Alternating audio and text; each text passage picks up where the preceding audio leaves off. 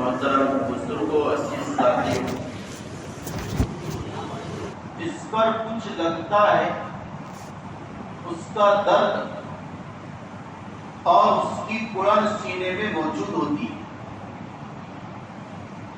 چاہے اس چیز پر جان لگے، مال لگے، وقت لگے،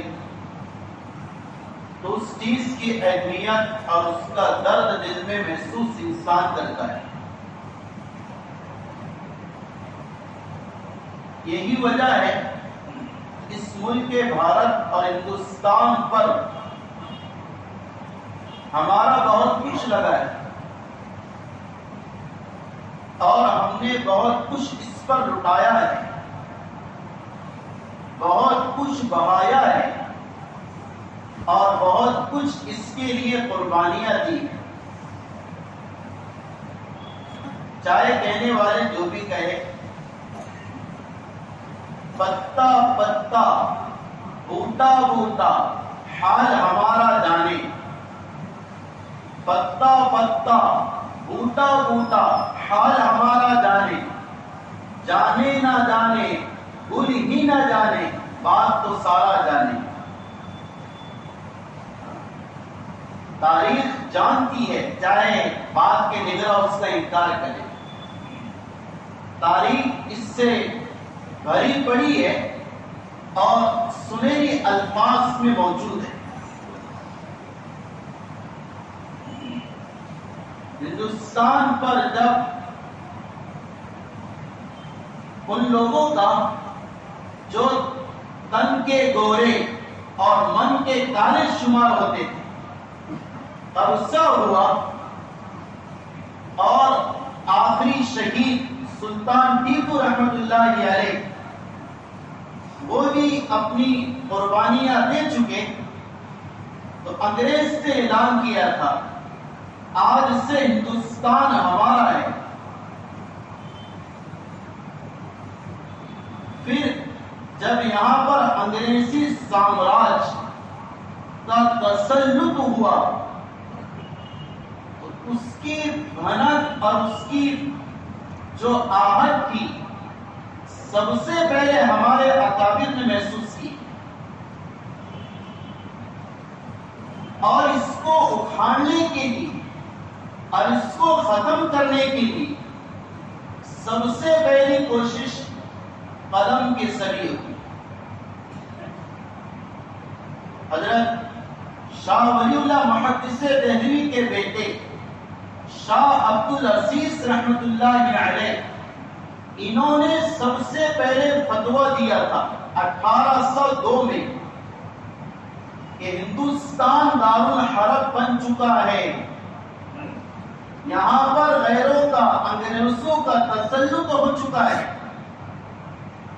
اور اس فتویٰ دینے کا مقصود یہ تھا کہ دارالحرب بن گیا تو اب یہاں پر گرچہ عبادت تو کی جا سکیں گی، لیکن مسلمان اپنے دینی تشخص اور دینی مزاج کے ساتھ زندگی نہیں گزار سکیں گے. ہمیں اپنے کچھ مسائل میں ان کا تابع داری کرنا پڑے گی. یہ فتوے کا مقصود تھا. ایک کام یہ کیا. دوسرا کام شاہ عبدالعزیز محدث دہلوی نے یہ کیا، اس فتوے کے 2 سال کے بعد تقریباً ایک جماعت تیار کی اپنے بھانجے شاہ احمد شہید رحمت اللہ علیہ کی امارت میں. وہ مختصر جماعت تھی اور اس جماعت کے ذریعے پورے ہندوستان کا دورہ کرایا اور ہندوستان کے خصوصاً مسلمانوں کو بیدار کیا کہ تمہارا مستقبل خطرے میں ہے، تمہارا دین پر چلنا خطرے میں ہے.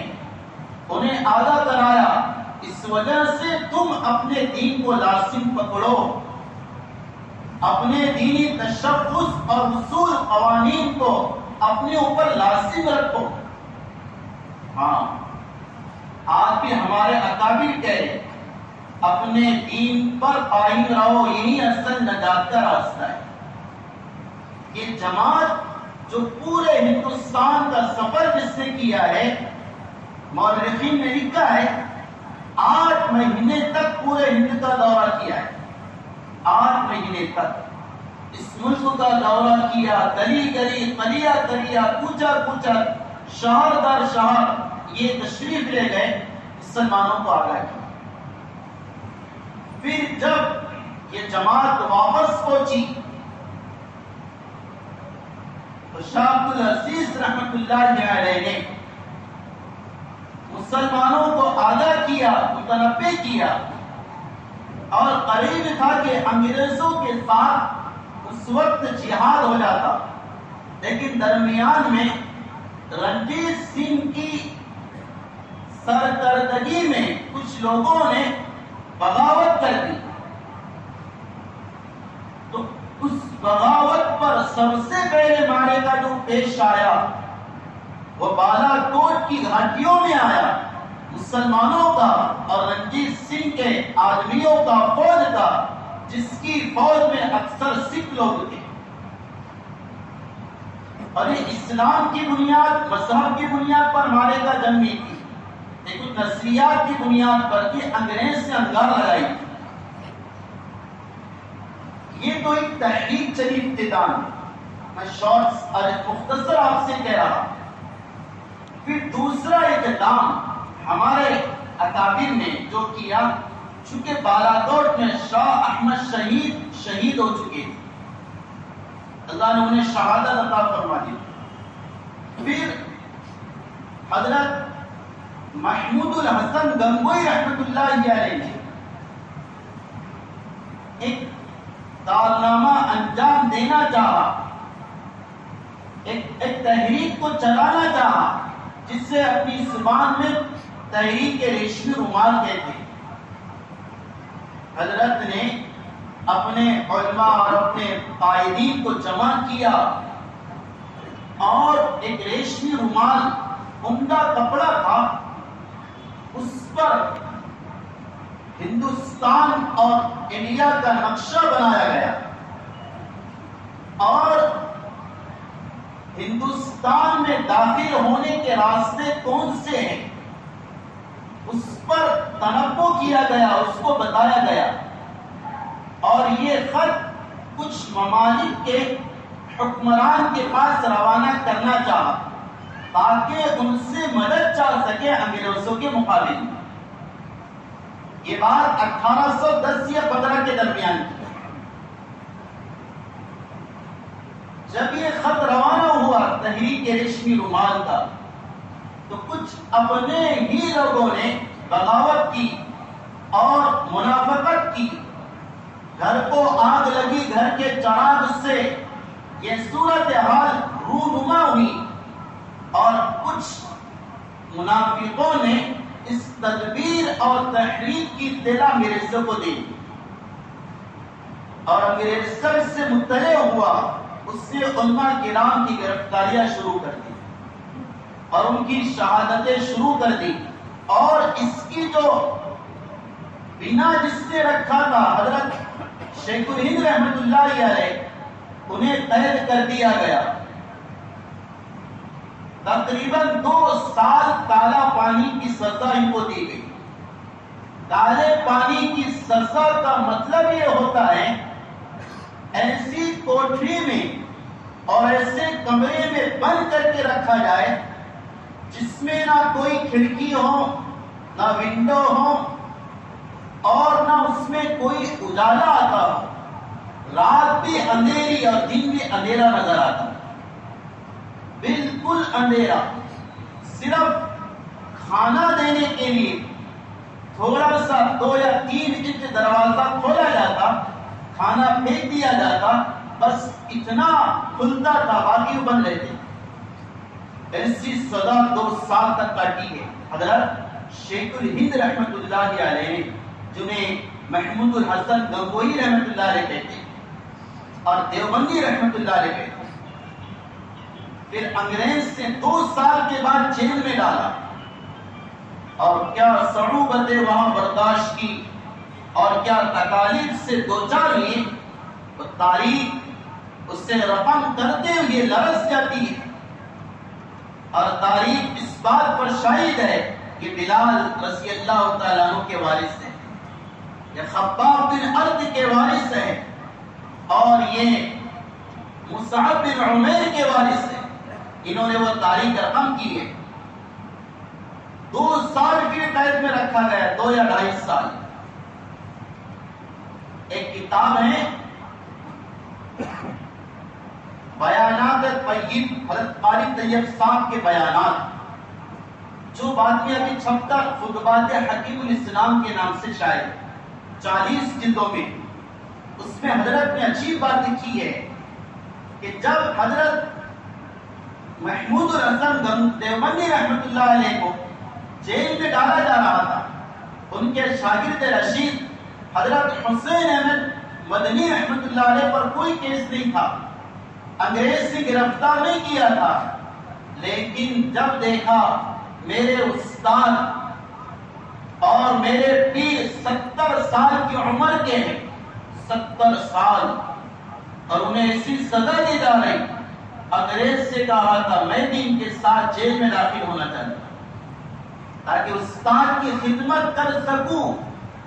اور وہ انجام خدمت کی صورتیں سنہری پیش کی ہے، اور وہ ایک مثال پیش کی ہے کہ حضرت گنگوئی رحمت اللہ علیہ 70 سال کے بوڑھے تھے، تہجد کے پابند تھے، جیل میں گرم پانی کا کوئی انتظام نہیں، سردی کا موسم، مالٹا کی جیل. حضرت مدنی رحمت اللہ علیہ نے اپنے استاد کی خدمت کے لیے یہ عمل کیا. جو پانی کا لوٹا ہوتا، رات بھر اپنے قمیص کو اٹھا کر اس گڑھے کو ایسا پیٹ سے دبا کے رکھتے ساری رات، اور پھر صبح تہجد میں اپنے استاد کو وہ وضو کے لیے پیش کیا جائے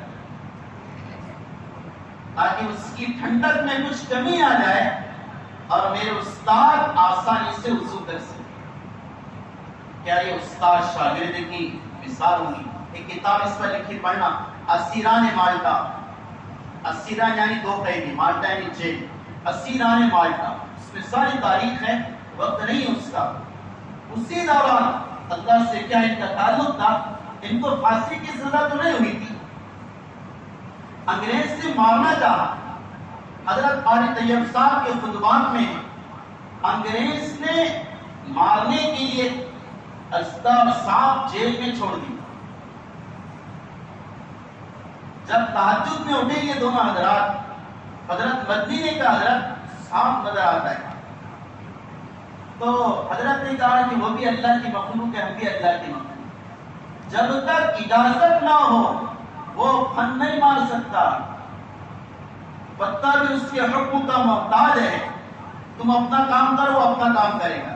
حضرت مدنی فرماتے خدا کی قسم ہم نے وضو کیا، تہجد پڑھی، اور جب ذکر کرنے بیٹھا، ذکر جہری اور لا الہ الا اللہ اس طرح کی ضرب لگائی، الا اللہ دل پر ضرب لگتی تو حضرت مدنی کہتے ہم نے دیکھا، میں نے دیکھا وہ سانپ بھی الا اللہ کی ضرب پر اپنی پن زمین پر مارا کرتا. ہاں، یہ اثر ہوا زہریلی مخلوق پر ان حضرات کی قربانیوں کا. اور پھر 4 سال کی سزا کاٹ کر جب ممبئی آئے، کچھ لوگوں نے پھر وہاں پر حضرت سے پوچھا تھا حضرت آپ نے اتنے دن جیل میں کاٹے ہیں، کیا سبق آپ نے حاصل کیا، کیا آپ کی نظریات اور تاثرات ہیں؟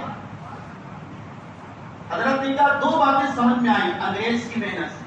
پہلی بات، انگریز عوام کو علماء سے کاٹنا چاہتا ہے، انگریز عوام کو علماء سے کاٹنا چاہتا ہے. اور دوسرا اس کا فاسد عمل یہ سمجھ میں آیا، انگریز مسلمانوں کو قرآن سے کاٹنا چاہتا ہے. یہ 2 ان کے پیغام تھے، ان لوگوں کے لیے اور ان کے واسطے تھے ہمارے لیے. اس وقت تقریباً 74 سال کی عمر ہو گئی تھی حضرت، 74 یا 75 سال. اسی لیے کہا تھا حضرت اب آپ اس تحریک کو چھوڑ دو، آپ تو بوڑھے ہوگا، 75 سال کا بوڑھا، تاکہ کیا بات کرتے.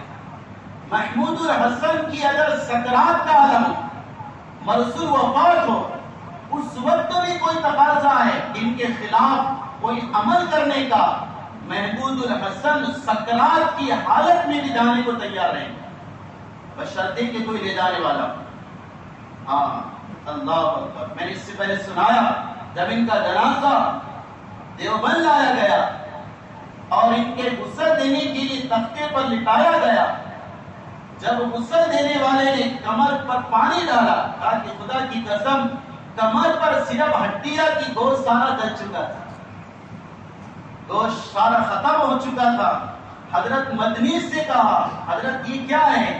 کہا کہ انگریز جیل میں ہمیں لٹاتا، حضرت کو لٹاتا، باندھ دیتا اور گرم سلاخوں سے کمر کو سینکتا تھا اور ایک بات کہا کرتا تھا، محمود الحسن ایک بار کہہ دے انگریزوں سے بغاوت نہ کی جائے، ان کے فوج میں بھرتی ہونا جائز ہے، ان کا ساتھ دینا جائز ہے، ہم تجھے رہا کر دیں گے. وہ اپنی ایمانی آواز سے کہتے ہیں او انگریز تو کیا سمجھا میں جان کے خوف سے اللہ سے بغاوت کر لوں؟ نہیں، میں بلال کا وارث ہوں، میں جان دے سکتا ہوں لیکن تیرے لیے تیرے موافقت میں فتویٰ نہیں دے سکتا. قربانیاں ہیں. ہاں ایک ہی دور چلا. علماء نے لکھا ہے اگر یہ تحریک ریشمی رومال سکسیس ہو جاتی ہندوستان 100 سال پہلے آزاد ہو جاتا تھا، لیکن وہ اپنوں کی غداری نے اس کی آزادی میں اور تاخیر کر دی. پھر اور ادوار چلے اور علماء نے قربانیاں دی ہیں. یہ تو اسٹارٹ کی بات ہے. حضرت گنگوئی ہی، حضرت شاہ عبد العزیز رحمۃ اللہ علیہ جو ہمارے برادران وطن ہیں، ان کا ساتھ تو بعد میں ہوا. جب آزادی کے 50 سال باقی کے تب ساتھ میں آئے، اس سے پہلے زمین ہموار ہم نے کر دی تھی. مولانا ابوالکلام آزاد محی الدین رحمۃ اللہ علیہ، انہیں احمد نگر کی جیل میں رکھا گیا تھا. انگریزوں نے ان کو خط آیا اپنی بیوی کا کہ میں بیمار ہوں، آپ انگریز کے سامنے درخواست دے دو، تھوڑی سی ان کی مخالفت کر دو اور پیرول پر آ جاؤ اور میرا دیدار کر لو، میرا دیدار کر لو، میں تمہیں التجا کرتی ہوں، آ جاؤ مجھ سے ملاقات کر لو. حضرت مولانا ابوالکلام آزاد کو یہ خط پہنچا. حضرت نے اس کا جواب لکھا، مجھے پتا ہے تجھ سے مجھے بہت محبت ہے اور یہ بھی پتا ہے تو بیمار ہے، لیکن میں کیا کروں؟ ایک طرف تو بیمار ہے، ایک طرف میرا ملک بیمار ہے. میں ملک پر تجھے ترجیح نہیں دے سکتا ہوں. تو چاہے اللہ کے پاس چلی جائے، میں انگریز کے سامنے جھک کر تیری ملاقات کرنے نہیں آ سکتا، اپنا سر نہیں جھکا سکتا. یہ خط گیا. اس بیوی نے دوبارہ خط لکھا، آپ برائے مہربانی آ جائے، ہو سکتا کہ جب آئے تو میری زندگی باقی نہ رہے. پھر جب یہ خط گیا، حضرت ابوالکلام آزاد نے لکھا کہ میں اسی جواب پر قائم ہوں، میں انگریز کے سامنے جھکوں گا نہیں. اور نوٹ کر کے ایک بات لکھی کہ آج تک ہے کتاب میں دیکھ لینا، غبار خاطر حضرت مولانا ابوالکلام کی کتاب ہے، اس میں لکھا ہوا ہے نوٹ کر کے، ہو سکتا ہے جب میرا خط اور لیٹر تجھے پہنچے تو تیرا جنازہ نکل رہا ہوں. یعنی کہہ دیا کہ نہیں آؤں گا. تاریخ گواہ ہے ڈاکیا جب ان کے شہر میں خط لے کر پہنچا، بیوی کا جنازہ نکل رہا تھا. ہاں یہ قربانیاں ہے. مورخین نے لکھا اس ملک کو آزاد کرانے میں 14,000 علماء کو شہید کیا گیا، 14,000 علماء کو سولی پر لٹکایا گیا، آگ میں جلایا گیا، سمندر میں غرق کیا گیا.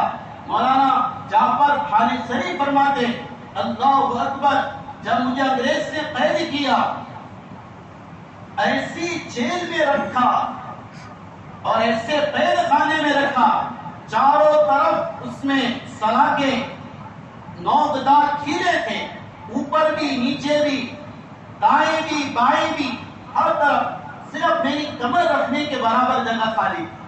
تقریباً 11 دن مجھے اس میں رکھا گیا. میں نہ سو سکتا تھا، نہ کروٹ دے سکتا تھا، نہ ادھر ادھر ہو سکتا. اللہ، یہ محبت کی ہمارے اکابر کی سنت. بہت لمبی تاریخ ہے، پڑھو نا اپنی تاریخ. ہاں، جو قوم اپنی ماضی کو بھلا دیتی اس کا مستقبل سکسیس نہیں ہوتا، وہ فیوچر میں ناکام ہوتی ہے. پھر وہ اپنوں کی گانے کے بجائے غیروں کی گاتی ہے. اس لیے پتا ہے کہ ابوالکلام آزاد کی یہ قربانی تھی، حضرت دیوبندی رحمت اللہ علیہ نے یہ قربانی دی، اور حضرت شاہ عبد العزیز رحمت اللہ علیہ، حضرت گنگوئی رحمت اللہ علیہ، مولانا مظہر نانوتوی رحمت اللہ علیہ نے یہ قربانی دی. اللہ اکبر.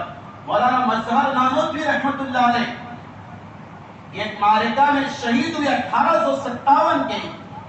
یہ مظہر جو مظاہر العلوم ہے نا سہارنپور میں، اس کے بانی ہے. اسی وجہ سے اس مدرسے کا نام مظاہر العلوم ہے. ان کو 1857 میں انگریز سے شہید کیا، اور شہادت کے بعد ان کے غلام، ان کے خادم سے یہ کارگزاری سنائی. میں نے دیکھا میرے استاد کو شہادت کے موقع پر مسکرا رہے، صورت حال سے یہ بتا رہے تھے میں نے اس وطن عزیز کے خاطر اپنی جان کو قربان کر دیا ہے. یہ سارے داستانیں ہیں، یہ سارے حقائق ہیں. حقائق ہیں، کوئی اس سے اور کہانی نہیں اور کوئی ناول کی باتیں نہیں. یہ پختہ اور مہر بند اور ڈبل سکے کی بات ہے. ہمارا اکابر نے سب کچھ دیا ہے. یہ دیا کیوں؟ کیا وجہ تھی اس کو آزاد کرانا، اس ملک کو اس انگریز کے چنگل سے چھڑانا؟ کیا وجہ تھی؟ وجہ یہ کہ یہ ہندوستان اور یہ انڈیا اور یہ بھارت وہ ملک ہے جہاں پر آدم علیہ السلام آئے. سب سے پہلے نبی دنیا میں سرزمین پر آئے. سب سے پہلے وحی جبرائیل علیہ السلام کے ذریعے اس ملک میں آئی. جب منقسم اس ہندوستانی تھا، مجتمع تھا، لیکن ہندوستان کا یہ حصہ بھی ہمارے پاس ہے ابھی. سب سے پہلے اذان اس ملک میں دی گئی، اور کس نے دیا؟ سب سے پہلی اذان اس ملک میں حضرت جبرائیل علیہ السلام نے دی. اور سب سے پہلے نماز اور سجدہ جو اس سرزمین پر کیا گیا، پورے سرزمین پر جو کیا گیا، ان زمینوں میں سب سے پہلے زمین ہندوستان کی زمین ہے. یہاں سجدہ کیا گیا. اس لیے تو ہمارے نبی نے فرمایا تھا مجھے ہندوستان سے خوشبو آتی ہے، مجھے ہندوستان سے خوشبو آتی ہے. حضرت علی رضی اللہ تعالی عنہ فرمایا کرتے تھے دنیا میں سب سے اچھی آب و ہوا ہندوستان کی ہے، بھارت کی. حضرت علی رضی اللہ تعالی عنہ فرمایا کرتے تھے. ہاں، اس لیے دیکھو ایک بات عجیب بات یاد آئی، بخاری کے اندر ہے نبی علیہ السلام کا نام اس ملک کا نام ہمارے نبی کے زبان پر بھی آیا ہے. اور آپ بار بار کہا کرتے تھے. ایک خاتون آپ کے پاس آئی اپنے بچے کو لے کر جس کا حلق پھول گیا تھا. ذرا اس کو عربی میں کہتے اس بیماری گلا پھول جاتا ہے. عرب میں علاج یہ تھا گلا پھول جائے تو اپنے اندر کا جو کوا آتا نا اس کو کھینچتے تھے، وہ گلے کی سوجن کم ہو جاتی. اب وہ عربوں کے طریقے کے مطابق اللہ کے نبی کے پاس آئی اور وہ بچے کے منہ میں ہاتھ ڈال کر کوے کو ہلانے لگی، کھینچنے لگی تاکہ میرے بچے کا گلا سوجن کم ہو جائے. ہمارے نبی نے دیکھا تو کہا کہ کیا کر رہی، اس سے تو اسے تکلیف ہو رہی، کیا بہتر ہوتا کہ تو عود ہندی سے اپنے بچے کا علاج کرا. کیا فرمایا؟ عود ہندی سے اپنے بچے کا علاج کراتی. عود ہندی کیا ہے؟ عود لکڑی کو کہتے ہیں، خوشبودار لکڑی. ہندی ہندوستان میں اگنے والی.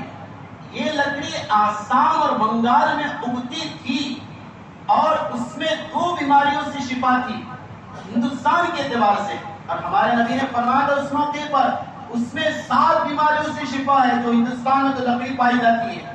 ایک بیماری گلے کی ہے، دوسری بیماری سینے کی ہے، اسے ہماری زبان میں نمونیا بھی کہتے ہیں.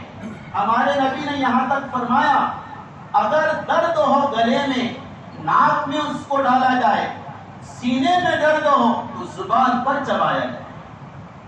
یعنی مورخین اور محدثین کہتے اللہ کے نبی نے اس ملک کے لیے جو نام لیا ہے وہ عود ہندی کا، آپ نے محبت سے اس کا تذکرہ کیا ہے. یہ ہمارے آقا کو گویا اس ملک کے ساتھ وابستگی تھی اور آپ کو تعلق تھا. اسی وجہ سے ہمارے اکابر نے اس کے لیے سب قربان کیا. چونکہ یہ وہ ملک ہے یہاں پر آدم علیہ السلام نے رہ کر 50 حج کیے پیدل، ہزاروں عمرے کیے پیدل، اور یہیں پر حضرت کے بیٹے حضرت شیس علیہ السلام پیدا ہوئے. اور ایک قول کے مطابق حضرت شیس علیہ السلام کی قبر فیض آباد یو پی میں واقع ہے. آپ جانا، بڑی لمبی قبر ہے ایک قول کے مطابق. اور ایک قول یہ ہے کہ حضرت شیس علیہ السلام کی قبر مکہ المکرمہ میں. تو چونکہ جب آدم علیہ السلام کا انتقال ہوا، انہیں غسل فرشتوں نے دیا اور ان کی نماز حضرت جبرائیل علیہ السلام نے پڑھائی اور انہیں مسجد الخیر مینا میں دفن کیا گیا. اور اس طرح دفن کیا گیا کہ کسی کو قبر کا نشان معلوم نہ. تو یہ حضرت آدم علیہ السلام کے ہستی کا تعلق اس ملک سے رہا. تو یہ ہماری محبت وہی ہے. سب سے پہلی آسان یہاں دی گئی، اللہ کا نام لیا گیا.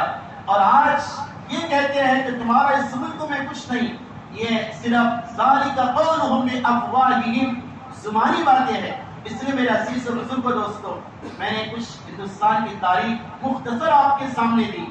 25 منٹ میں کچھ نہیں ہوتا. آپ سے درخواست سے پڑھو، جو پڑھے لکھے احباب ہے مطالعہ کرے اپنے اکابر کے کتاب کا. ہندوستان کے تاریخ کا، تاریخ ہند ایک کتاب ہے، تاریخ فرشتہ ایک کتاب ہے، تاریخ ہند سوالات و جوابات کے آئینے میں ایک کتاب ہے، حضرت مدنی کا ایک رسالہ ہے پیارا ہندوستان. پیارا ہندوستان، اس ملک کو ہندوستان جس نے کہا وہ حضرت علامہ اقبال تھے. ایک بات سن لو، یاد آ گئی. بہت سے لوگ اعتراض بھی کرتے ہیں. حضرت علامہ اقبال نے ایک بات کہی کہ سارے جہاں سے اچھا ہندوستاں ہمارا، سارے جہاں سے اچھا ہندوستاں ہمارا، کہ سب سے اچھا جو ملک ہے پورے دنیا میں ہمارا انڈیا اور بھارت. اب حضرت پر اعتراض ہوا کہ سارے جہاں سے اچھا ہندوستان کیسے ہو سکتا ہے؟ چونکہ جہاں میں دنیا میں تو مکہ مدینہ بھی ہے، بیت المقدس بھی ہے. پھر حضرت علامہ اقبال نے اس ملک کو سب سے اچھا کیوں کہا؟ اس کے بہت جوابات دیے. بات صحیح ہے، ایک جواب میں آسان آپ کے سامنے کہہ دیتا ہوں. علامہ اقبال نے جب یہ کہا تھا کہ سب سے اچھا ہمارا ملک ہے، حضرت کی مراد ہندوستان کے جو اطراف کے ممالک تھے وہ یورپ کے ممالک تھے. اور حضرت نے اپنے ارادے میں مکہ مدینہ بیت المقدس کو شامل نہیں کیا. حضرت کا ارادہ اور نسبت کس کی طرف تھی؟ یورپ کے ممالک کی طرف تھی کہ ان ممالک سے اچھا ہمارا ملک ہے. یہ حضرت نے کہا تھا. جیسے آپ کہتے بھائی سب سے اچھا ناشتہ کہاں ملتا؟ ارے بولو نا، مثال کے طور پر فلاں دکان پر ملتا. سب سے اچھا ناشتہ کیا؟ مکہ مدینہ سے اچھا ناشتہ ملتا کیا؟ ارے بات سمجھ میں آئی؟ سب سے اچھا ملتا یعنی جو دکانیں اطراف میں ہیں ان دکانوں میں سب سے اچھا کہاں ملتا؟ فلاں دکان میں ملتا. اسی طرح حضرت نے جو کہا سب سے اچھا ہمارا ملک ہے پوری دنیا میں یعنی یورپ کے ممالک کے مقابلے میں. لہٰذا یہ قول بھی صحیح ہے. تو اس طرح ہمارے اکابر نے اس ملک کو سرایا ہے. اللہ تعالیٰ اس ملک کی حفاظت فرمائے، اس ملک کے اندر امن شانتی قائم دائم فرمائے. وما علینا الا البلاغ.